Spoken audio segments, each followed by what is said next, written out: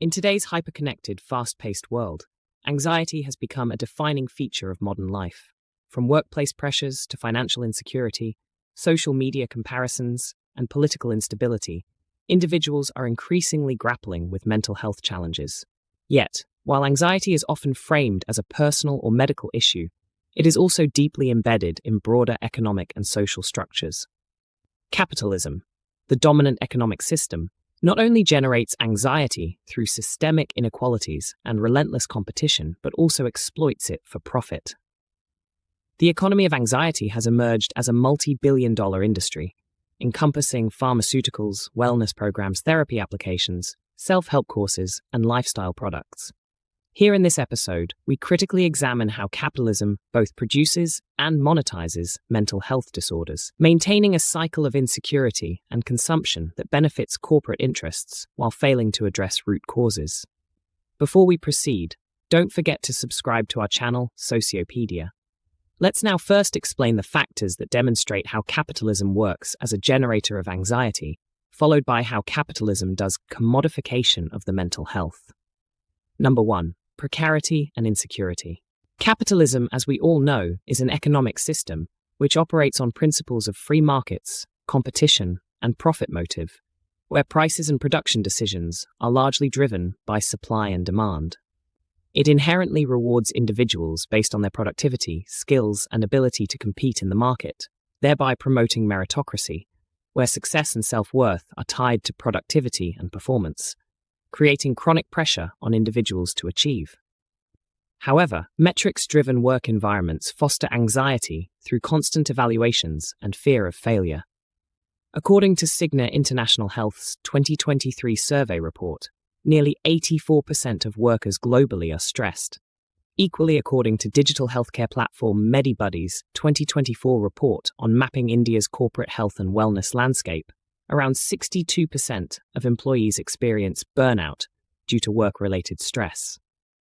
On the other side, capitalism thrives on cycles of boom and bust, creating widespread job insecurity and economic uncertainty.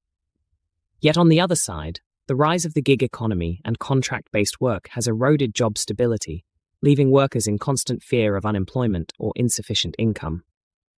Rising costs of housing, education, and healthcare further aggravates the situation, especially among younger generations burdened with debt.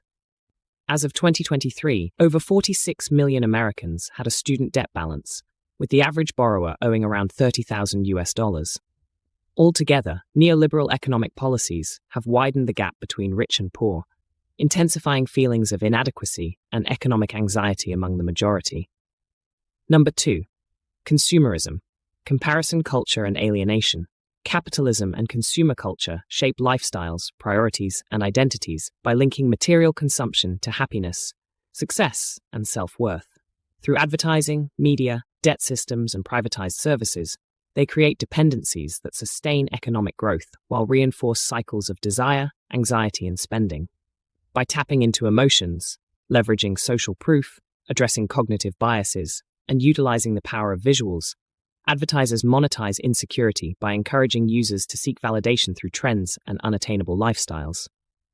While on the other side, urbanization and individualism has eroded community bonds, leaving individuals isolated and dependent on consumer solutions for emotional support. Technology, while connecting people, also fosters a sense of detachment and superficiality in relationships. Number 3. Commodification of mental health.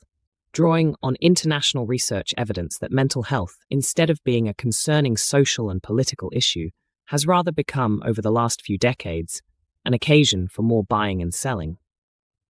Whole industries have thrived on the basis of this logic, offering self-interested explanations and solutions for the many pains of living.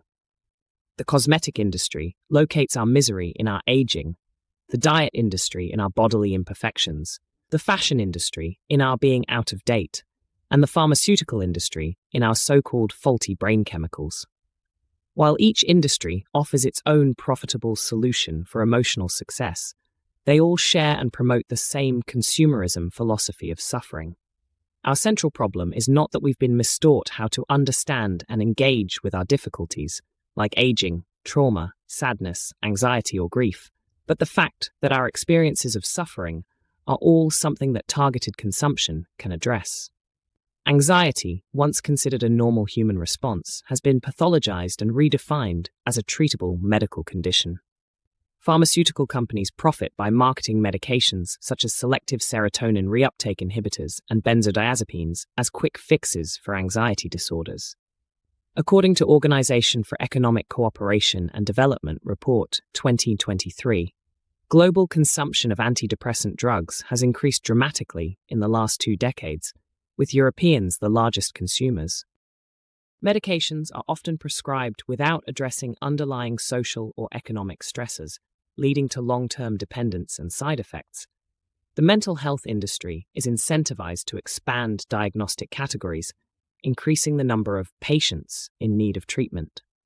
Equally, wellness and self-help industry capitalize corporate wellness programs, wherein employers use wellness programs as cost-effective tools to improve employee productivity without addressing exploitative work conditions.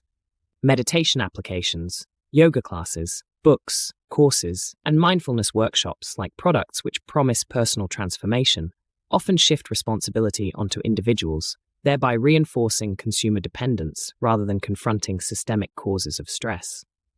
Number 4. Digital solutions and surveillance capitalism. Surveillance capitalism is a market-driven process where personal data is collected and commodified through mass surveillance of the internet.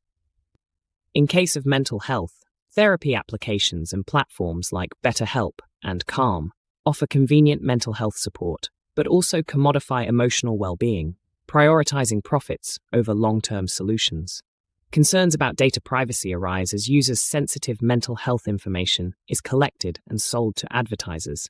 Moreover, social media algorithms exploit psychological vulnerabilities, amplifying anxiety through curated content designed to evoke emotional responses and increase engagement. Now let's discuss who benefits from the economy of anxiety. Simply, corporations and pharmaceutical giants. According to Research and Markets Report 2024, the antidepressants drugs market grew from USD 20.71 billion in 2023 to USD 22.44 billion in 2024, and is expected to reach $39.99 billion by 2030, incentivizing companies to sustain anxiety rather than eradicate it. Wearable devices like fitness trackers monitor stress levels, creating new data streams for targeted advertising. Individual entrepreneurs and influencers capitalize on mental health struggles, promoting themselves as solutions rather than addressing structural causes. Now, what are the consequences of capitalism's grip on mental health? Number 1. Depersonalization and alienation. People internalize systemic problems as personal failures, worsening their mental health. Number 2. Increased dependency. Reliance on medications and products creates a cycle of consumption without long-term healing. Number 3. Stigmatization of structural issues. Mental health is individualized, reducing focus on societal causes like poverty, discrimination, and inequality. To reimagine mental health beyond capitalism, focus must be on reducing economic inequality, improving labor rights, and strengthening social safety nets. Secondly, community-based mental health programs that emphasize solidarity and social connections must be promoted. Thirdly, workplace reforms, including reduced work hours, paid leave, and anti-discrimination policies, must be given thought. And lastly, pharmaceutical pricing and marketing needs to be regulated to prevent exploitation. Altogether, addressing mental health crisis requires a paradigm shift, from individualizing mental health struggles to recognizing their systemic origins. Only by challenging the exploitative structures of capitalism can we envision a future where mental well-being is not a privilege sold for profit, but a collective right supported by equitable social systems. The question remains, can mental health truly be liberated from capitalism, or will anxiety continue to be a profitable currency in modern economies? Thanks for watching. Do subscribe to our channel, Sociopedia.